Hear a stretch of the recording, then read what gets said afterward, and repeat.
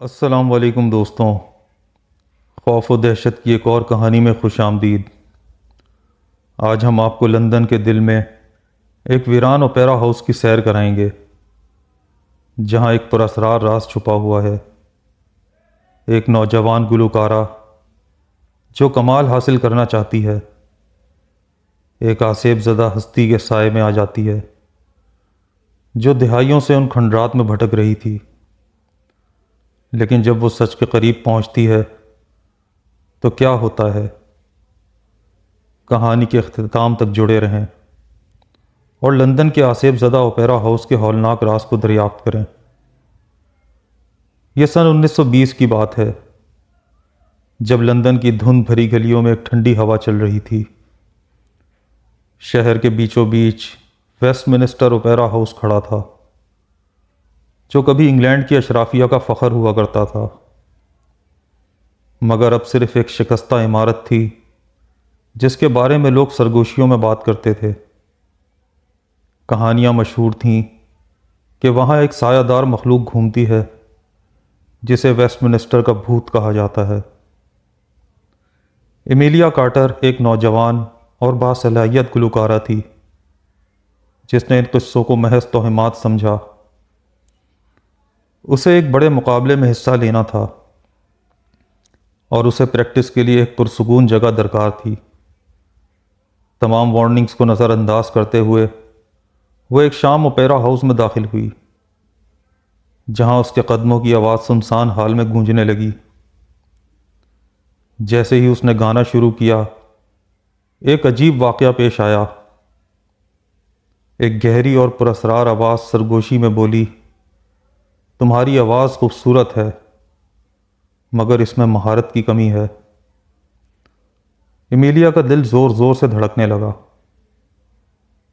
آواز قریب سے آ رہی تھی، مگر ہال میں کوئی بھی موجود نہ تھا۔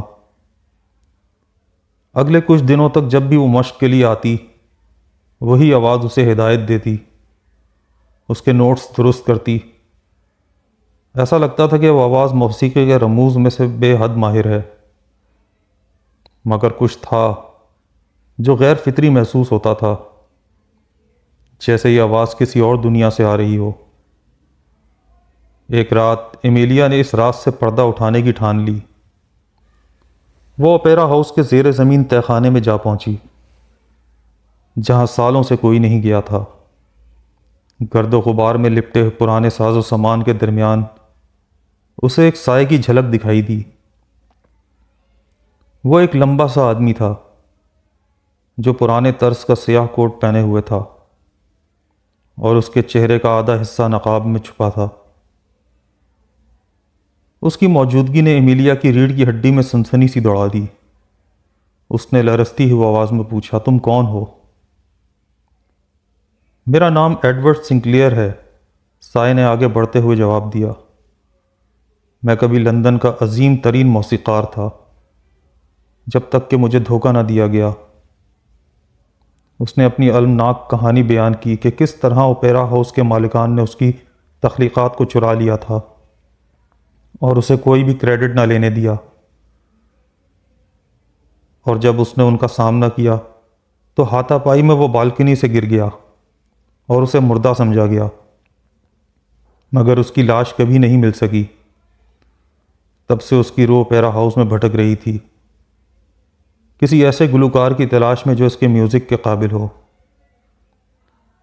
ایڈورڈ نے ایمیلیا کی طرف گہری نظروں سے دیکھا۔ تم وہ آواز ہو جس کی میں تلاش کر رہا تھا۔ اگر تم میری رہنمائی قبول کرو تو میں تمہیں دنیا کی سب سے بہترین گلوکارہ بنا دوں گا۔ ایمیلیا تذبذب کا شکار ہو گئی۔ پیشکش کافی دلکش تھی، مگر اس بھوت کی موجودگی نے اسے بے چین کر دیا۔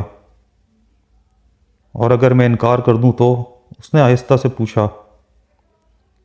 ایڈورڈ کا چہرہ تاریکی میں مزید سیاہ ہو گیا۔ تو پھر تم نے خود اپنے لیے فیصلہ کر لیا ہے۔ اس سے پہلے کہ ایمیلیا کچھ سمجھتی، اوپیرا ہاؤس کے دروازے دھڑام سے بند ہو گئے اور پوری عمارت لرزنے لگی۔ سائے اس کے ارد گرد گردش کرنے لگے اور اس کا نام سرگوشیوں میں پکارنے لگے۔ وہ گھبرا کر بھاگی اس کی سانسیں تیز ہو گئیں اور وہ نکلنے کا راستہ تلاش کرتی رہی۔ وہ اس رات بمشکل وہاں سے بچ نکلی۔ اگلی صبح جب وہ لوگوں کے ساتھ واپس آئی تو زیر زمین تہخانہ غائب تھا۔ ایسا لگتا تھا جیسے وہ کبھی موجود ہی نہیں تھا۔ کئی سال بعد جب ویسٹ منسٹر اوپیرا ہاؤس کی تزئین و آرائش کا کام شروع ہوا تو مزدوروں کو ایک خفیہ زیر زمین کمرہ ملا۔ جب انہوں نے وہاں کی کھدائی کی تو انہیں 2 ڈھانچے برآمد ہوئے، ایک ایڈورڈ سنکلیئر کا اور دوسرا ایک نوجوان عورت کا جس کی شناخت ایمیلیا کارٹر کے طور پر ہوئی۔ تو کیا ایمیلیا واقعی اس رات وہاں سے فرار ہو گئی تھی یا وہ ہمیشہ کے لیے اوپیرا ہاؤس کا حصہ بن گئی؟ کوئی بھی نہیں جانتا۔ مگر آج بھی لوگ کہتے ہیں کہ اگر آپ رات کے وقت اوپیرا ہاؤس کے باہر کھڑے ہوں تو آپ کو وہاں سے ایک مدھم سی گلوکارہ کی آواز سنائی دے سکتی ہے۔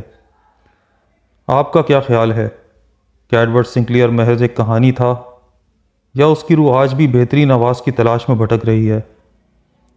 ہمیں کمنٹس میں اپنی رائے ضرور دیں، اور مزید خوفناک کہانیوں کے لیے ہمارے چینل کو سبسکرائب کرنا نہ بھولیں۔ ملتے ہیں آپ سے ایک اور ہارر سٹوری میں، جب تک کے لیے اللہ نگہبان۔